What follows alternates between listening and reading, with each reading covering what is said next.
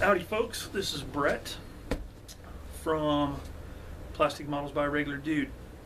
Today I want to talk a little bit about a group build I'm participating in, which would be that 70s build. This one's sponsored by Andy at Tactical Jackalope and Adam Mann, and sounds like a pretty fun group build. Number one, the first criteria is it has to be a Tamiya kit, and I love Tamiya kits. I always have. That is when once I started building Tamiya kits, is when I really started getting more interested in model building. And this was way back when in the mid 70s, aptly enough for that 70s build. But I like Tamiya kits, and I've got one that I want to build that's gonna do nicely, I think. The criteria is starts by October 1st, and I think he said it goes through the end of the year, December 31st, I think. So that should be enough time, especially considering one of the other criteria is that it has to be built from the box. No aftermarket. It's got to be built right from the box, which is kind of cool because I don't normally do a lot of aftermarket. I've started dabbling a little bit, but normally I don't. And building straight from the box should be pretty fun. The time frame of acceptable kits is from late 60s up until 1985. That falls in the time frame of an acceptable kit to build for that 70s build. So the kit I'm going to build, I've actually had since about 1988. My brother got it for me for my birthday one year, and I built one before, and I didn't really like the way it turned out because I was just getting back into modeling back then in the 80s, and so my brother bought this one for me so I could rebuild it. And originally I had the intention of like doing a super detailed job on it inside and out. And once I got back into modeling here a couple of years ago, I was like, that's probably not going to happen. Number one, because time is precious, and I don't have the time to spend like I used to on building models, due to family and work and everything else.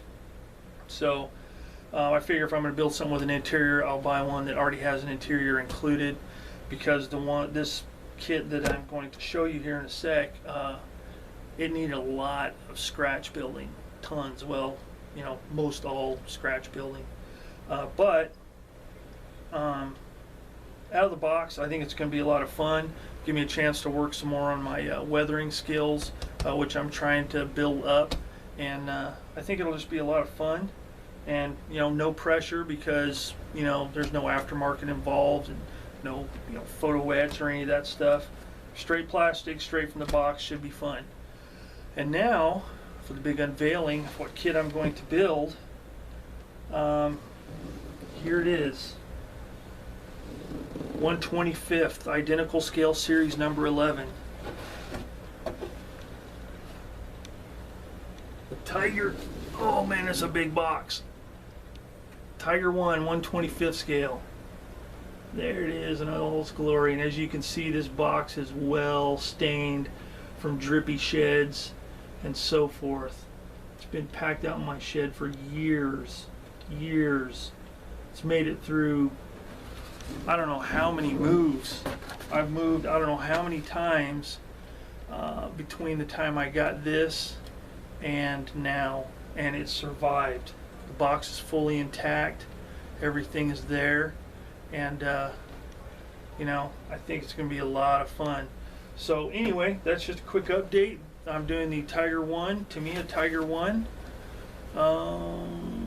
Boy, it's hard to line up when the thing is backwards. But anyway, that gives you an idea of how big this box is.